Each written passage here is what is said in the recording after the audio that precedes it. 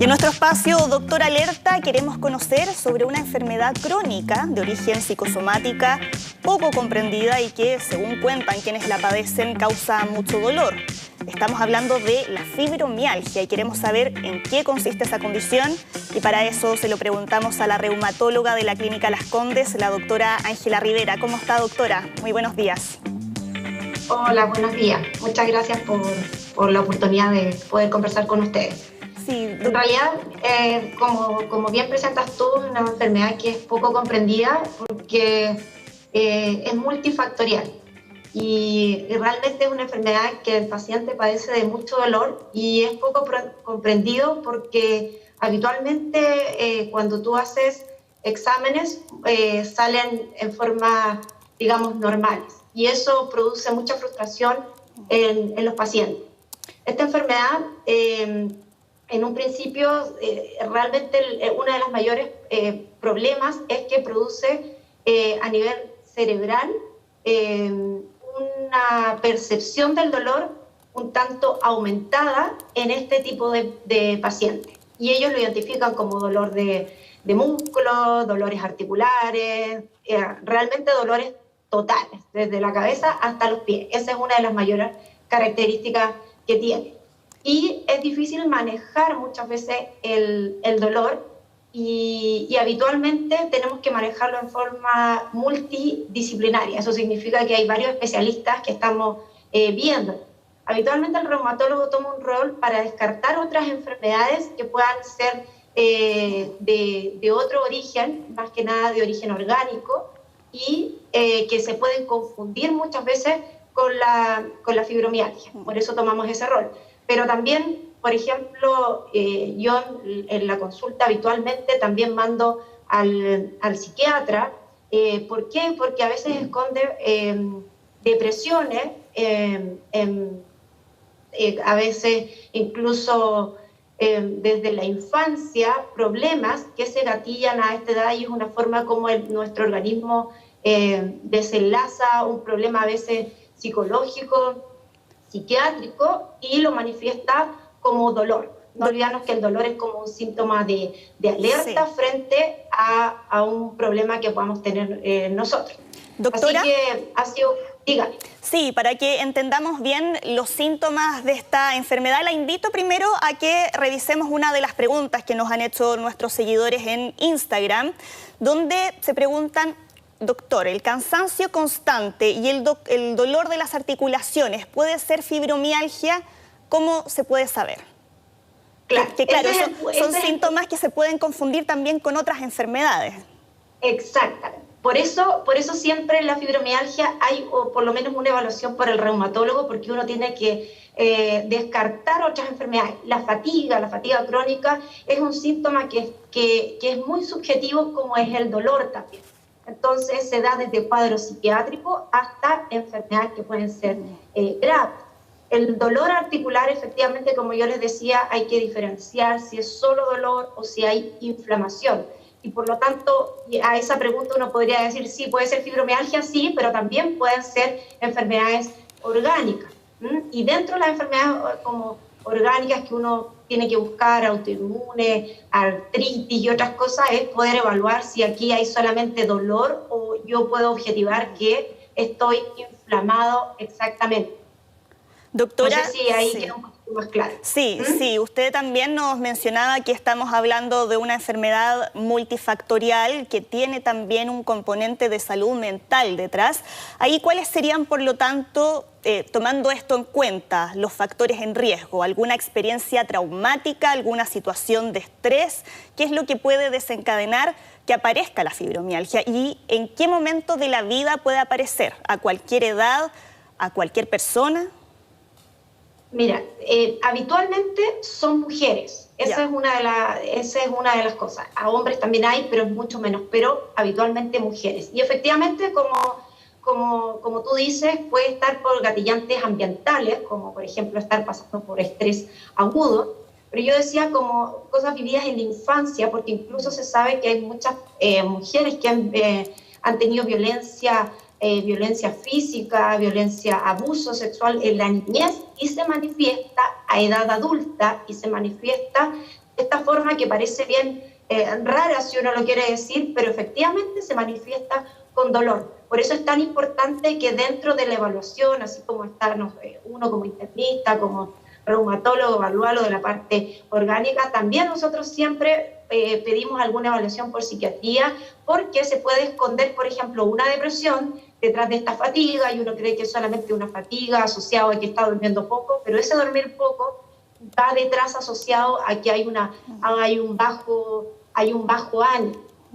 Y hoy en día, también, por ejemplo, en este estado de pandemia, de encierro, también obviamente que ha gatillado mucho de esta forma de dolor, de falta de comprensión, a veces a la situación en la que estamos viviendo. Hay gente que tiene posibilidades de mejor resiliencia, otros no, y esa falta de resiliencia también se afecta de esta forma y se puede manifestar como un dolor generalizado o esta fatiga.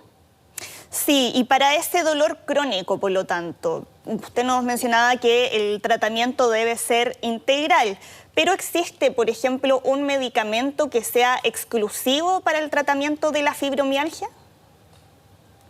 Mira, uno de los pilares del tratamiento de la fibromialgia y que cuesta mucho que estos pacientes lleven a cabo, además de lo farmacológico, es el tratamiento no farmacológico que tiene que ver, por ejemplo, con la actividad física.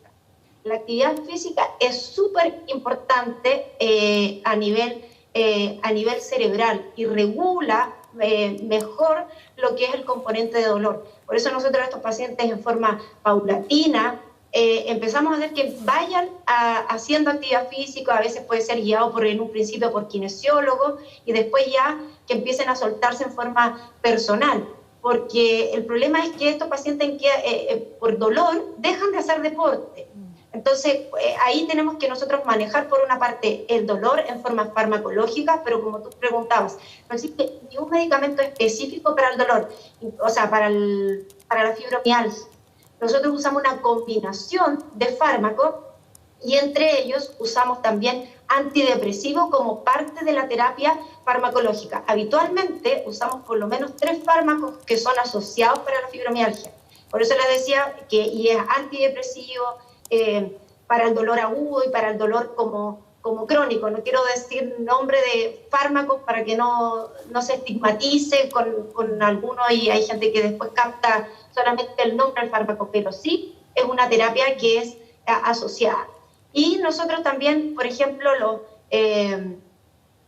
derivamos, como decíamos, al psiquiatra, como decíamos, al kinesiólogo, psicoterapia también es parte de la terapia para saber llevar esta enfermedad. Entonces, si ustedes se dan cuenta, efectivamente tenemos que trabajar en forma multidisciplinaria con este tipo de pacientes. Y, por ejemplo, los fármacos más típicos que uno usa para el dolor, como el ibuprofeno, ¿sirven o no sirven? Claro, mira, habitualmente nosotros los antiinflamatorios tratamos de no usarlos en forma crónica. Por ejemplo, es mucho más inocuo usar paracetamol, obviamente que en dosis de 3 a máximo 4 gramos al día, pero podríamos usarlo y ese paracetamol va combinado con otros fármacos. Hay gente que no le tiene mucha confianza al paracetamol, pero efectivamente es un fármaco que nosotros usamos mucho. Nosotros en reumatología tenemos muchos pacientes crónicos con enfermedades que tienen dolor, y es un fármaco que usado en la dosis adecuada para cada paciente es correcto, ¿ya? Como otro tipo de analgésico. Los antiinflamatorios habitualmente son para los casos agudos, el ibuprofeno, esas cosas uno las toma para, no sé, cuando hay algo, me golpeé, tengo traumas, cosas así, que uno sabe que va a ser por corto tiempo, pero a largo plazo uno trata de no usar ningún tipo de antiinflamatorio. Y como decía yo, con antidepresivo y otro tipo a veces incluso de neurolépticos son los que nosotros usamos en fibromialgia. Doctora, ante un tratamiento que abarca aristas tan distintas, uno imagina que estamos hablando de una enfermedad cara, ¿no? Entonces, desde ese punto de vista, ¿cómo se está abordando el tratamiento de la fibromialgia en términos de políticas públicas para poder garantizar un acceso equitativo a todos los pacientes que la sufran? Sí, mira, ese es un gran punto porque efectivamente, por ejemplo, a nivel de salud pública existe déficit de reumatólogos y por lo tanto a nivel secundario, terciario, no es posible que nosotros podamos ver a todos los pacientes con fibromialgia porque tenemos que priorizar a pacientes que efectivamente no los puede manejar otro tipo de especialista y solamente el reumatólogo. Y por lo tanto, la fibromialgia se está llevando a cabo, nosotros, por ejemplo, la contraderivamos al sistema de salud primaria, que es donde debiese abordarse estos pacientes, porque efectivamente tienen la posibilidad de kinesiólogos, tienen la posibilidad de salud mental, de psicólogos asociados, de actividad física, pero hay consultorios o atención primarias que no tienen todos los fármacos que uno tiene que usar a nivel secundario terciario. Entonces, esa es una limitante también para los pacientes, porque efectivamente, como ustedes dicen, o sea, son pacientes que sufren mucho porque se sienten poco comprendidos y efectivamente no es que ellos no tengan dolor, ellos sienten el dolor y sienten un dolor muy fuerte y que los limita.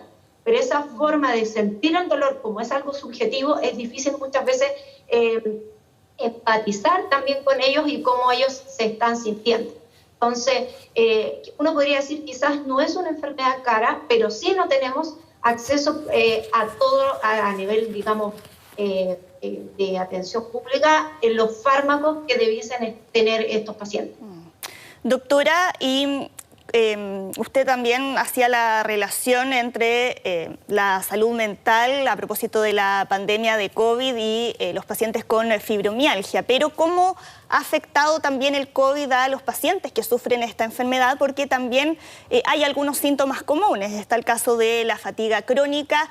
Entiendo, y aquí corríjame si me equivoco, que la niebla mental, que es una de las secuelas con las que han quedado algunos pacientes con COVID, también se puede dar en el caso de la fibromialgia. Estamos aquí hablando de pacientes que sean parte de grupos más de riesgo en el caso del SARS-CoV-2.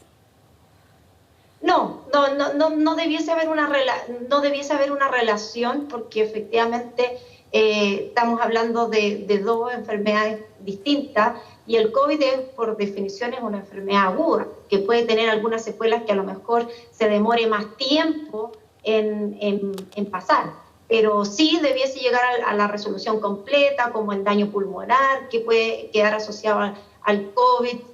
La fatiga también con el tiempo debiese pasar, así como hay pacientes que quedan como con bajo peso, que con el tiempo empiezan a recuperarlo. Entonces, en el fondo, uno con COVID debiese pensar de que esto va a pasar. Y en fibromialgia, efectivamente, uno lo que tiene que lograr es que estas personas con fatiga crónica, que es un síntoma muy difícil y que realmente también uno puede abusar del síntoma, porque yo me puedo fatigar por muchas razones. Hay gente incluso que se quiere jubilar por fibromialgia, pero es muy difícil poder objetivar eso porque no hay herramientas concretas donde yo pueda decir, mire, esto sí es fatiga, esto no es por problema de cómo es la sensación mía o porque efectivamente hay un problema psiquiátrico de base que me está provocando que yo tenga esta sensación de fatiga. Pero serían dos cosas, yendo a tu pregunta, serían dos cosas totalmente distintas porque el COVID debiese en algún minuto debiese llegar a su normalidad. Claro. Y respecto a lo que conversábamos hace algunos instantes respecto a los hábitos que uno debiera incorporar en la vida cotidiana para ayudar a mitigar el dolor, hacía mención a la actividad física. Ahí estamos hablando de cualquier tipo de actividad. ¿Cuáles serían las más recomendadas en este caso? Siempre la actividad física debiese ser algo como bien integral. En Chile tenemos mala educación, sobre todo en las mujeres.